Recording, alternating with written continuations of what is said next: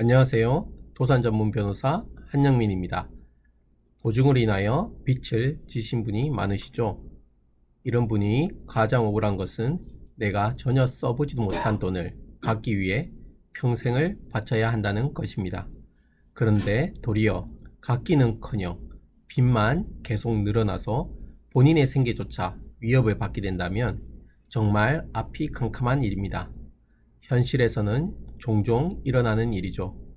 나의 빚이 아닌 남을 보증하여 생긴 빚도 개인 회생이 가능할지 한번 오늘 알아보도록 하겠습니다. 이분 같은 경우는 사업을 하시는 아버지의 빚 보증으로 인해서 부채가 시작되었는데, 그런데 본인은 특별한 소득이 없는 주부시네요. 그런데 이런 분들도 개인회생이 가능할지 한번 살펴보도록 하겠습니다.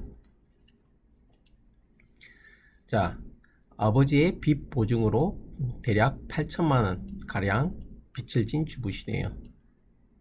주부로서 소득이 없는 가운데 아버지의 빚 보증, 아버님께서 아마 사업을 하셨나봐요. 그것에 대해서 이제 연대보증과 같은 그런 것, 연대보증으로 말면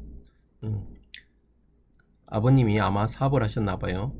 그래서 이와 같이 아버지의 그 사업과 관련돼서 연대보증 이런 것을 통해서 이제 보통 빚 보증이 많이 생기죠. 그로 말미암아 이제 빚을 지기 시작하셨습니다. 그래서 이번 같은 경우는 본인이 특별한 소득이 없다 보니 남편과 자영업을 같이 하면서 하루에 3-4시간 밖에 못 자면서 일을 해서 이자만 겨우 갚았는데 결국 이래저래 생활비도 필요하고 이러다 보니 빚은 계속 늘어나시게 되었네요. 그러다 보니 이분 같은 경우는 현재 프리랜서로서 투자까지 하시면서 이제 소득을 얻고 아마 자영업은 더 이상 하지 못하는 상황이 되셨던 것 같아요. 그래서 프리랜서로서 투잡을 얻어서 이제 소득을 이제 얻고 계시네요. 그리고 결국은 계속 이제 빚을 갚기 위해서 이분은 빚을 갚기 위해서 이제 카드로 돌려막기를 하셨네요. 그래서 계속 돌려막기를 하다 보면 아마 빚이 계속 늘어나시게 되겠죠. 그러다 버티다가 더 이상 버틸 수 없는 상황이 발생해서 개인회생을 하시고 이제 개인회생에 대해서 상담하시게 되었습니다. 실제로 이제 상담을 하다 보면 이제 카드로 돌려막기를 통해서 빚을 계속 막다가 빚이 계속 늘어나고 1년, 2년, 어떤 분은 3년까지 돌려막기를 계속 하다가 더 이상 버틸 수 없는 상황에서 개인회생을 이제 하러 오시는 분들이 상당히 많으십니다. 카드 막기로 돌려막기를 하시는 분들 중에서 계속 빚이 늘어나고 있다. 잠시 돌려막기로 해서 이제 빚을 갚으면 문제가 없는데 계속 카드 막기를 통해서 이제 빚이 늘어나고 있다고 이제 판단되시는 분들은 개인회생을 한번 고민해 보셔야 될 것 같습니다. 자, 그러면 이번에 빚 보증이 개인회생 채권이 될 수 있는지, 채무자 회생에 관한 법률 제581조의 제1항에 의하면 개인회생 절차 개시 결정 전에 원인으로 생긴 재산상 청구권, 채권이기만 하면 다 개인회생 채권이 될 수 있습니다. 그렇지만 고의로 인한 불법행위 손해배상 채권은 안 됩니다. 혹시 사기와 같이 사기로 인해서 불법행위 손해배상을 지게 된다면 개인회생 채권이 될 수 없습니다. 다만 과실로 인한 불법행위 손해배상 채권은 개인회생 채권이 가능합니다. 그러면 주부도 개인회생을 할 수가 있는지, 자, 법 제579조 2호와 3호에 의하면 자, 주부도 개인회생을 할 수가 있는지, 보통 주부나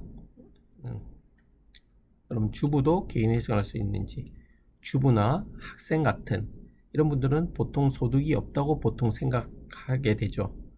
이런 분들도 개인회생을 할 수 있는지, 그러나 주부나 학생 같은 지위에서 개인회생이 결정되는 것이 아니라 법 제579조 제2호, 제3호와 같이 급여소득자나 영업소득자에 해당만 된다면 개인 회생이 가능하게 됩니다. 급여 소득자라 함은 이제 급여나 꼭 회사를 안 다니더라도 연금을 많이 받으신 분들, 이렇게 정기적이고 확실한 수입이 있는 분들은 급여 소득자에 해당되고요. 영업 소득자라면 여러가지 정기적으로 확실한 수입이 아니다 하더라도 부동산이 많아서 부동산 임대 소득이 있거나 아니면 사업을 하셔서 사업 소득이 있거나 농업, 이제 농사를 지으셔서 농업 소득이 있거나 나무를 키우셔서 임업 소득이 불규칙적으로 발생하더라도 계속 반복하여 얻을 가능성이 있는 이런 수입만 있다면 영업소득자로서 개인회생이 가능하십니다. 자, 그러면 이분 같은 경우는 아빠의 빚보증 역시 개인회생이 가능하고요. 주부지만 프리랜서로서 투잡으로 소득이 있으시기 때문에 월 정기적인 소득이 있어서 급여 소득자로 개인회생이 가능합니다. 그러면 8천만원, 주부로서 8천만원 빚은 너무 큰 것이 아닌가요? 개인회생이 가능한가요? 이런 의문이 있을 수도 있는데, 부채 범위와 관련해서 법 제579조 제1호에 의하면 부동산 담보대출 같은 이런 담보채권 같은 경우는 15억 이하, 그리고 이는 담보가 없는 일반 신용으로 인한 개인회생 채권은 10억 이하면 개인회생이 가능합니다. 아까 그 주부 같은 경우는 8천만원이니 10억 이하로서 개인회생이 가능하십니다. 자, 결론. 이분의 주부 같은 경우는 개인회생이 결국 가능하고 실제로도 개인회생 개시 결정이 나셨네요. 네. 자, 그러면 많은 분들이 개인회생은 가능한데 이분이 월 변제금은 얼마고 몇 년 동안의 변제기간을 통해서 개인회생을 하셨는지, 구체적으로 어떤 내용의 개인회생을 하셨는지 궁금해 하실 텐데요. 한번 그 기준에 대해서 한번 알아보도록 하겠습니다. 자, 개인회생이 가능하더라도 그럼 월 변제금이 얼마큼 내야 되는지, 그럼 변제기간은 몇 년인지, 이것에 대해서 많은 분들이 궁금하실 텐데요. 자, 월 변제금 결정 기준은 많은 분들이 그럼 개인 회생이 가능하다 하더라도 월 변제금은 얼마가 될 것인지, 변제 기간은 어떻게 결정되는지 많은 분들이 궁금하실 텐데요. 월 변제금은 간단히 말하면 소득과 재산이 많으면 많을수록 월 변제금은 높아지게 됩니다. 그리고 변제 기간은 원칙적으로는 3년이지만 재산이 많으신 분들의 경우는 예외적으로 5년까지도 변제 기간이 늘어나실 수 있습니다. 자, 그럼 월 변제금, 소득 기준의 월 변제금 계산은 어떻게 되냐면, 먼저 가용소득이 월 변제금이 되는데요. 이제 아까 했던 근로소득, 연금소득, 부동산 임대소득, 사업소득, 농업소득, 임업소득, 이와 같이 모든 종류의 소득에서 세금을 제외하고 영업을 하시는 분들 같은 경우는 영업에 필요한 비용을 제외한 나머지, 그렇지만 그 돈을 다 내면 생계를 유지할 돈이 없죠. 그리고 그래서 필요한 최저 생계비를 까지 제외한 나머지가 가용소득으로서 이 가용소득이 월 변제금이 되게 됩니다. 자, 그러면 재산 기준으로 월 변제금을 어떻게 나오는지, 개인회생 채권에 대한 총 변제액이 파산하는 때 배당받을 총액보다 적지 아니해야 된다는 기준이 있습니다. 이 부분은 파산할 때 배당받을 총액은 현재 채무자가 가지고 있는 재산을 의미하고요. 그리고 개인회생 채권에서 총 변제액, 3년 동안 월 변제금을 내면 총 변제액이 나오죠. 그 변제 금액이 현재 내가 가지고 있는 재산보다 무조건 많아야 된다는 소리입니다. 그래서 재산 기준으로 월 변제금은 이와 같이 계산이 되고요. 자, 변제 기간은 아까 이 부분을 잘 보셔야 됩니다. 제614조 제1항 4호 변제 기간은 기본적으로는 3년이지만 아까 그 총 변제액이 내 재산보다 많은 요건을 충족하기 위해서는 변제 기간이 5년까지 늘어날 수 있다는 이야기입니다. 자, 그러면 이분의 사례를 한번 볼 텐데요.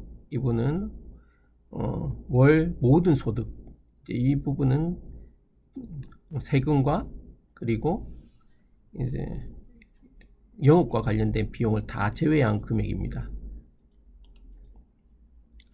자, 이분에 대해서 한번 살펴보도록 하겠습니다. 이분의 월 평균 수입은 대략 182만원. 이 부분은 세금과 프리랜서로서 일을 하면서 필요한 비용을 제외한 금액입니다.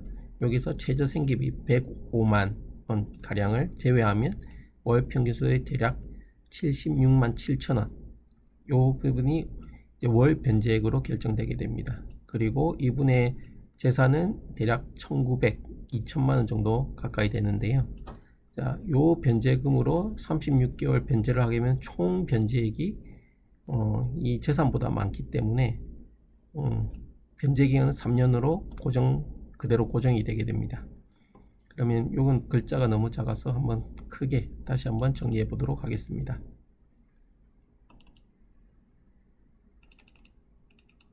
자, 이분과 같은 경우는 소득이 세금, 영업비 제외한 나머지가 182만원, 최저 생계비가 대략 105만원. 그렇기 때문에 소득 기준으로 월 변제액은 77만원이 되고요. 재산은 기준으로는 재산은 대략 2천만원, 2천만원 기준으로 이제 월 변제액은 대략 60만원 정도 되게 됩니다. 그렇게 됐을 때, 자, 소득과 재산 비교해서 더 큰 금액인 77만원이 월 변제액으로 계산되게 됩니다. 그러면 이분 같은 경우는 3년 동안 77만원을 그러면 이분은 3년 동안 77만원을 내게 되면 2,700만원 정도 변제하게 됩니다. 이 금액은 재산인 2천만원보다 더 많기 때문에 변제 기간은 3년으로 고정이 되게 됩니다. 만약 재산이 2천만원이나 3천만원이라면 3년보다 더 긴 기간으로 변제 기간이 결정되게 됩니다.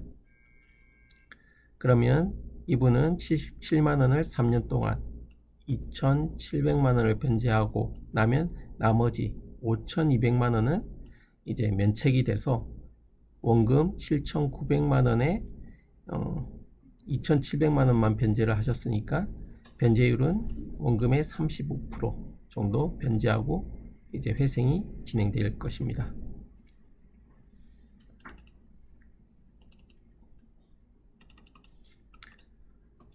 자, 그러면 이분 사례를 한번 총 정리해 보도록 하겠습니다.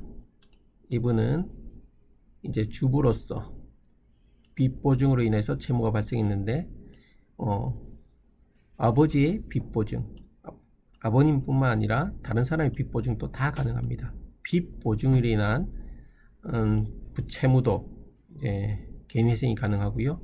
주부지만 프리랜서로서 소득이 있다면 개인회생이 가능하십니다. 이분의 월 평균 소득, 세금과 각종 프리랜서로서 소모되는 비용을 제외한 나머지가 182만원이었고요. 여기서 최저 생계비를 제외한 나머지가 이제 월 변제금으로 결정되게 됩니다. 그래서 이분은 재산은 대략 1,900만원 정도 재산이 잡혔고요. 자, 이분은 76만원을 3년 동안 내게 된다면 2,700만원 정도 이제 변제하게 되겠네요. 그러면 이제 재산인 1,900만원보다 총 변제 금액이 2,700만원이 더 많기 때문에 변제 개월은 36개월로 이제 고정이 될 거고요. 자, 총 채무액은 7,900만원이었는 총 채무액은 7,900만원이었는데 총 변제 금액이 2,700만원 변제하니까 변제율은 대략 35% 정도 나오게 되었습니다. 이분은 서울에서 사시기 때문에 서울회생법원에서 회생을 하셨고요. 그리고 소요된 기간은 3개월. 보통 3개월 이상 걸리는데 이분은 되게 빨리 개인회생이 결정나셨네요. 자, 혹시 이와 비슷한 사례로 개인 회생을 고민하시는 분이 있다면 댓글로 본인의 상황을 좀 알려주신다면 그 부분에 대해서 친절하게 답변을 드리도록 하겠습니다. 이와 같은 내용이 좋으셨다면 구독과 좋아요를 꼭 눌러주시기 바랍니다. 네, 감사합니다.